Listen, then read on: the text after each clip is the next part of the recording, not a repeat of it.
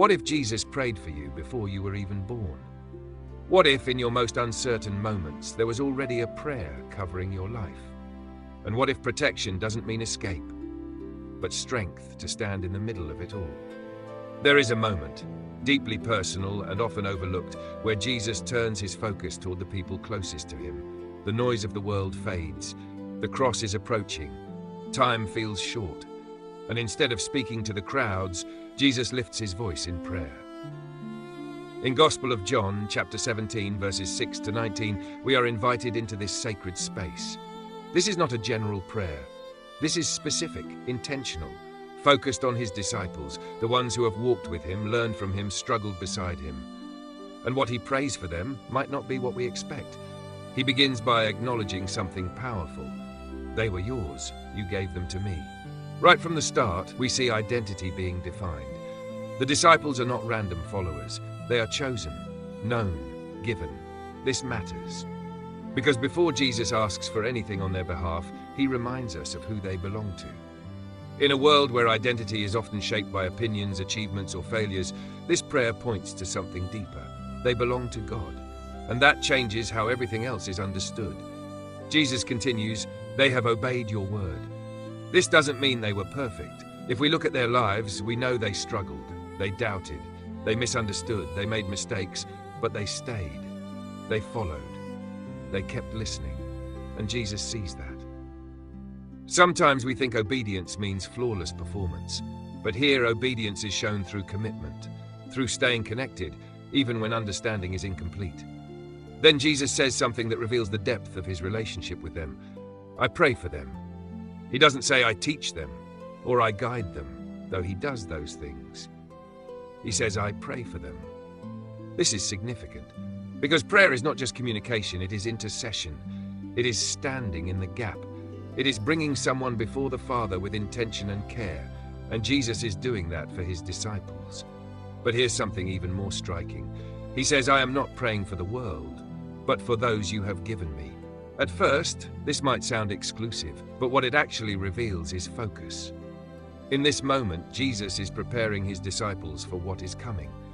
They are about to step into a role that will impact the world, and they need strength, clarity, protection, because the world they are stepping into is not neutral. Jesus says, the world has hated them, for they are not of the world any more than I am of the world. This introduces a tension.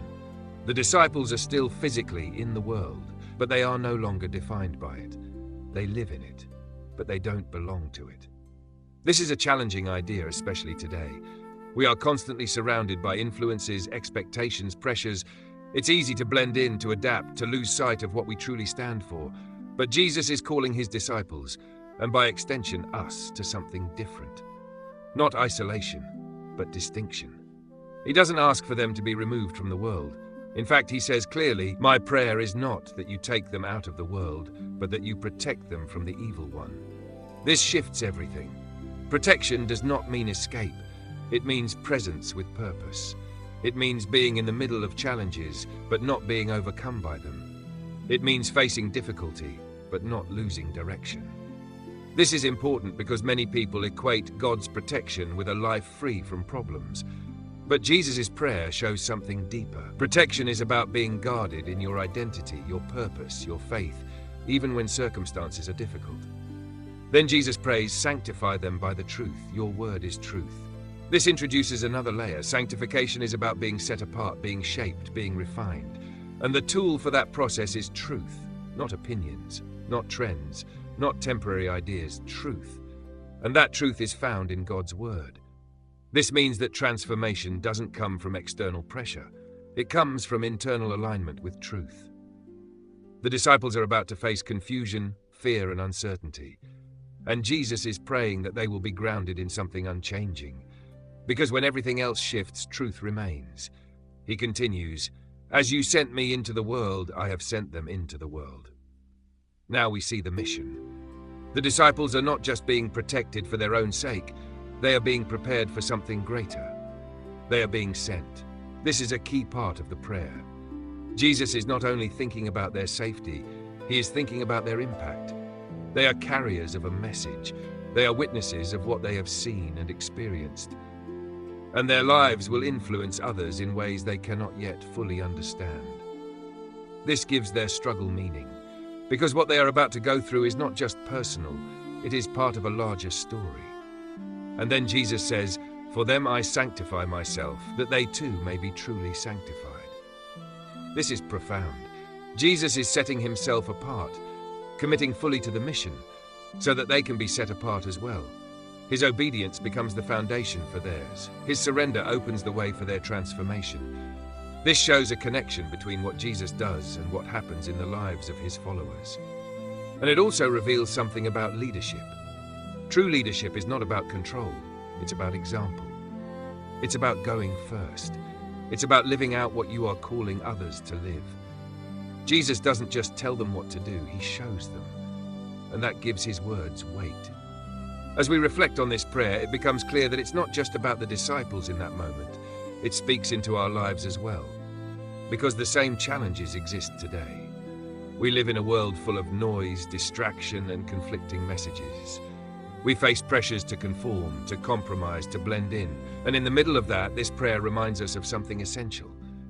We are called to be in the world, but not defined by it. We are called to stay grounded in truth.